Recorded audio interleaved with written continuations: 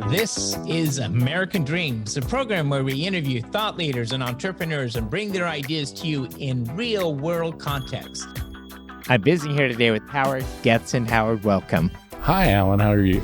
Good. So, Howard, you've been a guest on the show before. I wanted to get a little update. We've had a tremendous amount of change in the world of AI technology. I want to spend a few minutes talking about how does a person manage change in this world, and what impact do you see happening right now with as AI unfolds, the impact it has on individual jobs and displacement? Yeah, what's really interesting is how much of the discussion about AI focuses on the promise, but then the peril. It's like two sides of the same coin.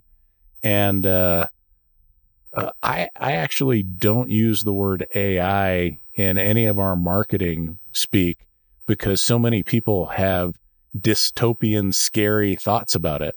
One of the things that I believe is that AI, or what I call amplified intelligence, the ability to make better decisions, take smarter actions, and continually improve performance, is kind of the next 25 years compass heading for the world. And it's like electricity or the internet. It's going to literally change everything, but probably not in the way you anticipated. I go back to the mid to late 90s when Steve Case was sending out AOL discs on every magazine, and I was the CEO of a tech company. I knew the internet was going to be big. I absolutely, positively, inevitably knew what was coming, except I couldn't have predicted almost any of what has happened. Who would have thought CompUSA would have gone out of business, or that movie theaters would be displaced, or that cable TV would be displaced, or that record stores, or that you could buy a car online and people would choose to do it, or now Tesla's using the internet to update cars and add new features. It's just crazy how what was a capability becomes a product, becomes a platform, and it changes everything. So AI, or amplified intelligence, is going to take away a lot of the discretion that humans used to have, except it's not a zero sum where it gets the discretion and we lose discretion. We actually are freed to do something more. Think about the agrarian economy when everybody was a farmer, right? I mean, you woke up when the sun rose and you went to bed after the sun set, and you worked. And as electricity and machines, the Industrial Revolution changed things. It's not like everybody is out of work. It's Maslow's hierarchy of needs. As people have food and shelter, they can focus on things like affiliation and learning. And then when they have food and shelter and affiliation and learning, they can focus on higher level things like love and then self-actualization. This is actually going to free people to truly focus on their purpose. I know you're in strategic coach. Dan Sullivan has this great tool called the Lifetime Extender. And you try to imagine the last couple years of your life, and you think about who are you going to spend time with? What will you focus on? What do you want your legacy to be? And then once you've got that done and you think, all right, that was a pretty good, yeah, that's right, I feel good about it. Then the trick is, all right, well, there's a major technological innovation and you get to live a whole lot longer. How much is that extra time? And now what are you going to spend it with? AI is not only going to give you more time to live because it's going to dramatically change healthcare and the ability to fix things that are broken within you, but it's also going to give you a lot more time and a lot more agency to determine what really matters to you and how you spend your time in pursuit of those things. It's interesting, and then the pandemic comes along and COVID, and I think it challenges foundations. In other words, a lot of people were thinking, well, my foundation is I want to grow my company 30%, or I want to make a boatload of money, and all of a sudden something comes along and says, well, maybe not. How does a person navigate change in the face of adversity? And you covered it a little bit before, but I'd like to circle back on this. Well, sometimes necessity is the mother of invention. And so many times in my life or as I look at other people, things that look like the worst thing that ever happened to you is actually one of the greatest gifts. There's a hidden silver lining. And I think the pandemic is going to be looked at like that for generations because it created new possibilities. And it's not that the possibilities weren't there before. It wasn't there for you because you didn't consider it. And some of it is simply the reliance on remote technologies like Zoom. If I think about how many Zoom meetings I had, in the beginning, I had to develop a new muscle. It's almost like figuring out how to do video or a podcast. On the other hand, it's really tactical empathy. How do you stop focusing on what you're going to say and actually pay attention to who's on the other side so you still get those micro cues, the facial expressions, so that you can respond organically rather than just two people having a conversation that sounds like they're talking to each other, but they're really two conversations on different levels talking at each other. The same is true for our remote teams. So much of my company's culture was based on strategic stumbling, the ability to bump into people in the hallway and check their energy signature or their facial expression and say, what's going on? Or, hey, why don't you and I go to lunch? And so it's actually freed me to do that with a lot more people, but it's smaller, more targeted, more intentional. You actually have to become more intentional. And I actually think that ties back to AI as well. AI is not a technology that's currently good enough that it's a general intelligence. I can't press an AI button and say, I'm going to AI my company. On the other hand, it's now so good that it's good enough to do almost anything specifically.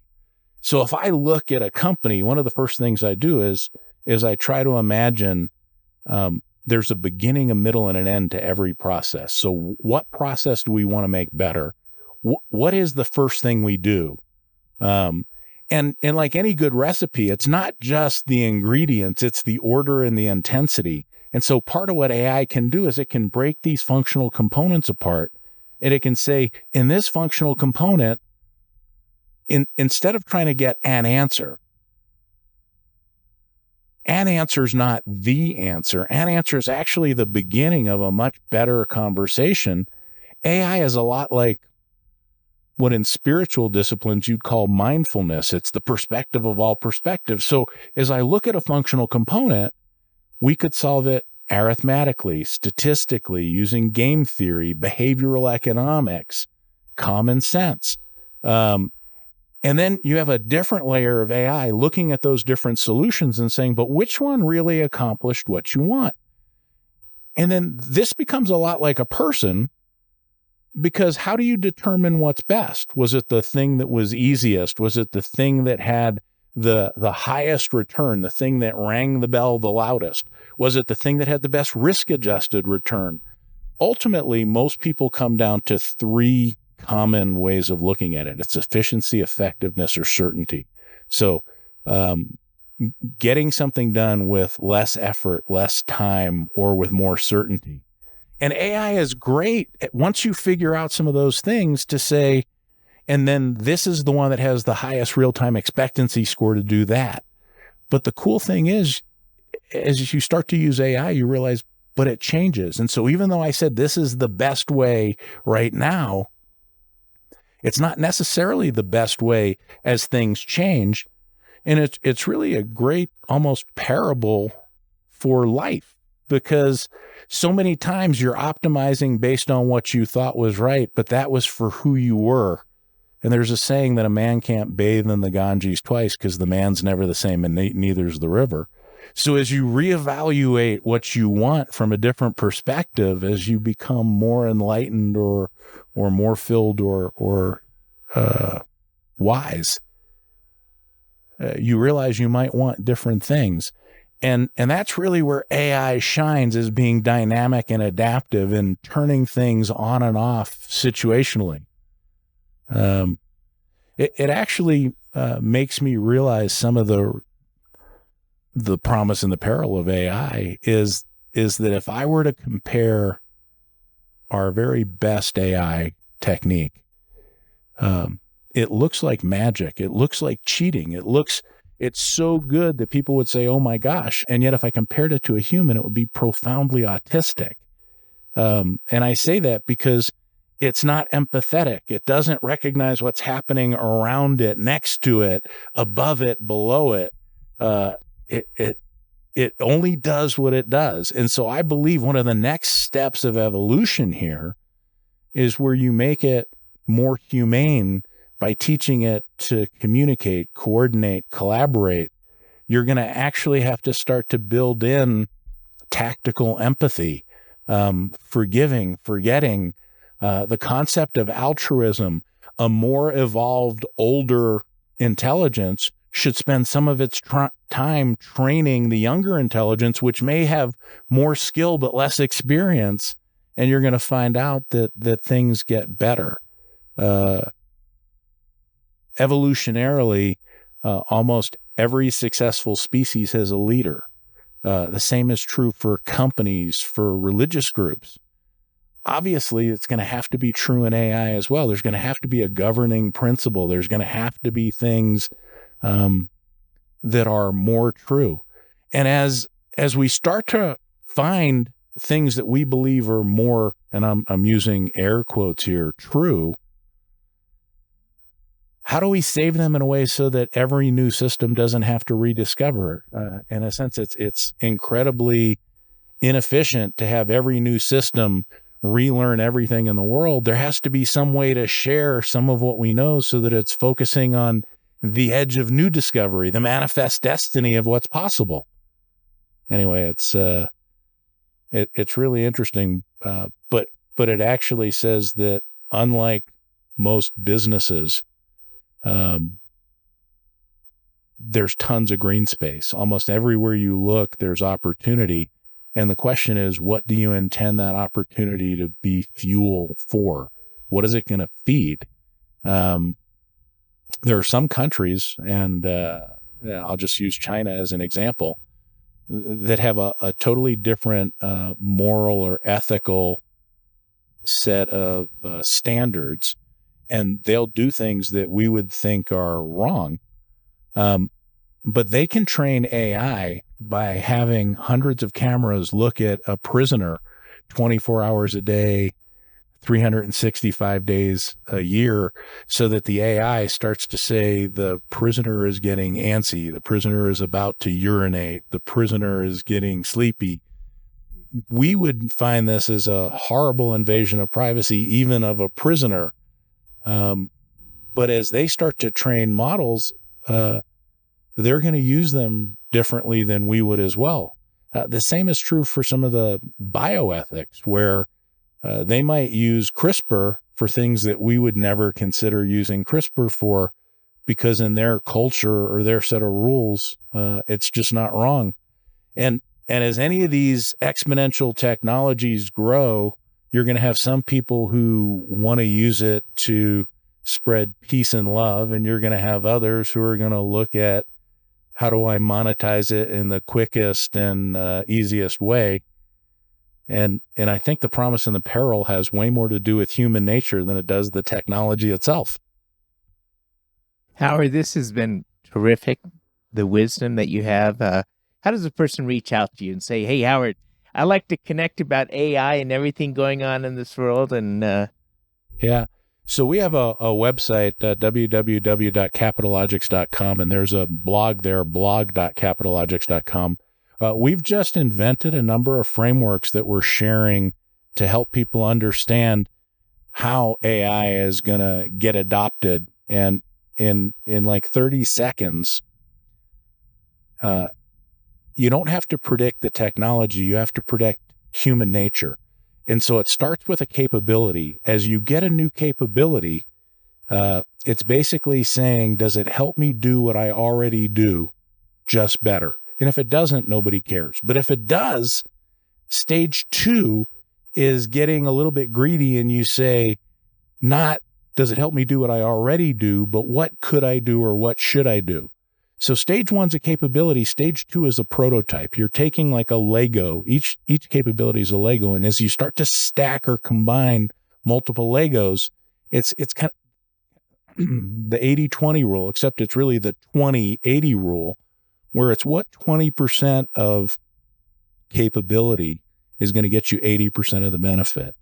Each one of these stages doesn't fulfill a desire. It actually fuels the next desire. If I get a capability, I'm not satisfied. It makes me want more. So if you can imagine the capability that's coming, you think, what would they want next? You think about what would be evidence of success. You think about what would be the constraint that's preventing it. And each one of these stages, so from capability to prototype, next is product, and after that is platform. The distinction is stage 1 is about your use. Stage 2 is you and your team, so people you know doing things that you know. Stage 3 is product. That's people you don't know doing something that you do. But stage 4, where a lot of the money comes, is a platform, and that's where people you don't know start to use it for things you never anticipated. And the platform has to be simple enough and valuable enough that people want to multiply on it, build on it, and start to do cool things. But we've got a bunch of free content that helps people think like that. But I really enjoy American Dreams. I'm so inspired by what you do, not only for your community, but educationally. And it was an honor to be here. Thank you so much. Thank you, Howard.